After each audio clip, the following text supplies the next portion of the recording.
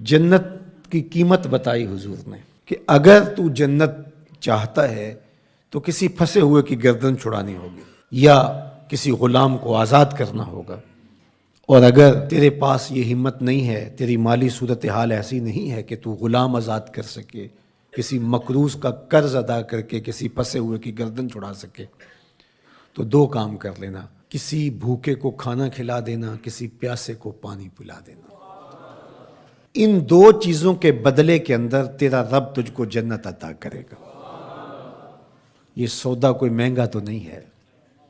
کسی ضرورت مند کی ضرورت کو پورا کر دینا، کسی دکھیے کو، کسی پریشان حال کو، کسی مفلوق الحال کو، پیاس اور بھوک سے تڑپتے ہوئے شخص کی ضرورت کو پورا کر دینا، یہ دخول جنت کا سبب اور ذریعہ قرار پایا۔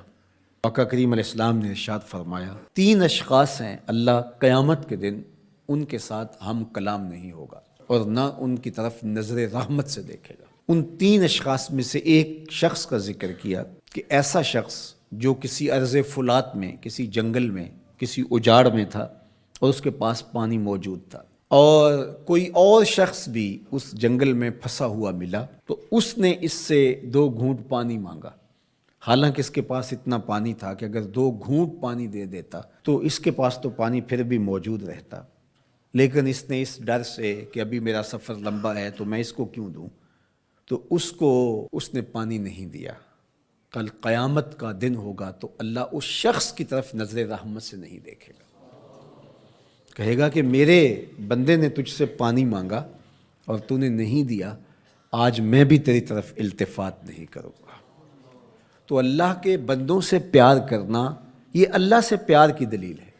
تو اللہ کے بندوں کی مدد، نصرت اور اعانت یہ اللہ کے حضور عقیدتوں کا اظہار اور محبتوں کا ذریعہ ہے۔ وہ لوگ جن کو اللہ نے توفیق دی اور ان کی ضرورت سے زیادہ مال دیا ہے تو وہ معاشرے کے لاچار، مجبور، بھوک، افلاس اور ننگ کے اندر مبتلا لوگوں کی ضرور مدد اور نصرت کیجیے۔ اس وقت دنیا بھوک اور افلاس کی طرف بڑھ رہی ہے۔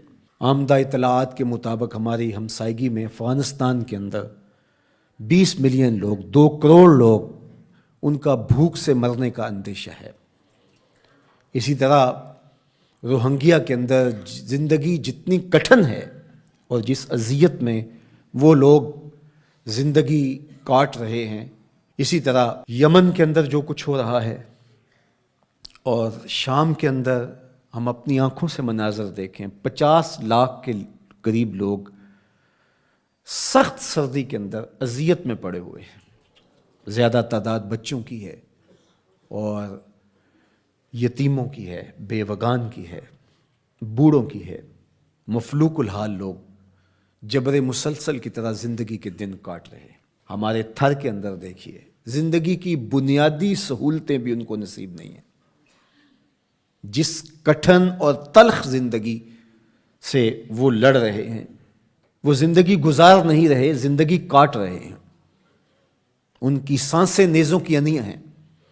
اذیت، تکلیف، بھوک، ننگ، افلاس، فاقے، بے چینی، اضطراب، دکھ، محرومیاں، ذرا ان سب بے بس، مجبور اور لاچار لوگوں کا ایک تصور کیجئے، اور ہم اپنے گھروں کے اندر جو آسودہ زندگی بسر کر رہے ہیں، تو کیا ہمارے اوپر لازم نہیں ہے کہ اللہ کا شکر بھی ادا کریں اور ان لوگوں کی مدد کے لیے مقدور بھر اپنا کردار بھی ادا کریں؟ اللہ امت مسلمہ پر آسانیاں پیدا فرمائے۔ اگرچہ کوئی کافر ہو، حتیٰ کہ کوئی جانور بھی ہو، بھوک، ننگ اور افلاس میں مبتلا ہو، ہمارا دین اس کی مدد، نصرت، اعانت اور تائید کی ترغیب دیتا ہے۔ ہمارے مذہب کا ہمارے لیے حکم ہے کہ ضرورت مندوں کی ضرورت کو پورا کرو، اس کا مذہب پوچھے بغیر، اس کا مسلک معلوم کیے بغیر، اس کی ذات پوچھے بغیر، اس کی شہریت پوچھے بغیر۔ جہاں بھی افلاس میں، غربت میں